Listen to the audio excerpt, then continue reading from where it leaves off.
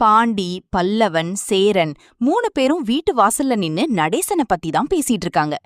அண்ணே, இவர் என்னடானா நமக்கு தெரியாம வண்டி வாங்குறாரு, திடீர்னு யாரையாவது கல்யாணம் பண்ணிட்டு வந்துட்டா நம்ம மானமே போயிரும்னேன்னு பாண்டி சொல்லிட்டு இருக்கும்போதே கரெக்டா ஒரு டெம்போ வந்து நிக்குது. அதிலிருந்து நடேசன் கழுத்துல மாலையோட இறங்குறத பாத்துட்டு மொத்த குடும்பமும் அப்படியே உறைஞ்சு போயிட்டாங்க. அவர் கூடவே ஒரு அம்மாவும் கழுத்துல மாலையோட இறங்குறாங்க. இத பார்த்ததும் சோழனும் பாண்டியும் பயங்கரமா கத்த ஆரம்பிச்சிட்டாங்க. இந்த வயசுல உங்களுக்கு இது தேவையா?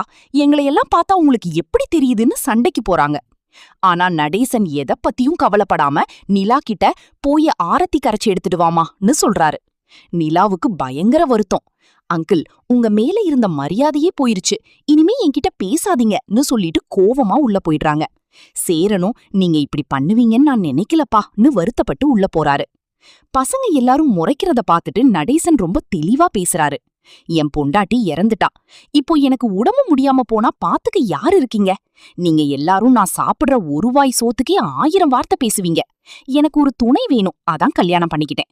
நான் சவாரிக்கு போய் சம்பாதிச்சு என் பொண்டாட்டி கையில கொடுப்பேன், அவ என்ன நல்லா பாத்துப்பா. இதுல உங்களுக்கு என்ன நோவுதுன்னு முகத்துல அடிச்ச மாதிரி கேக்குறாரு. அந்த அம்மா இதுவரைக்கும் அமைதியாவே இருக்காங்க. எல்லாரும் அந்த அம்மாவை பத்தி தப்பா பேசவும் நடேசன் ஒரு உண்மைய உடைக்கிறாரு.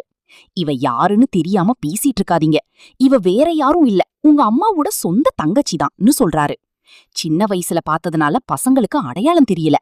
அந்த அம்மாவும் நான் அப்பவே சொன்னேன் மாமா, பிள்ளைங்க கிட்ட ஒரு வார்த்தை கேட்கலாம்னு, நீங்க தான் கேட்கலன்னு சொல்றாங்க. கடைசியா நடேசன், இவ எனக்காகவும் இந்த குடும்பத்துக்காகவும் பல வருஷமா யாருடைய துணையும் இல்லாம வாழ்ந்திருக்கா, இவளுக்கு ஒரு வாழ்க்கை கொடுக்க வேண்டியது என் கடமை. இனிமே நாங்க 2 பேரும் இந்த ரூம்ல தான் இருப்போம்னு சொல்லி அவரோட பாய் தலையணையோட அந்த ரூமுக்குள்ள போயிடுறாரு.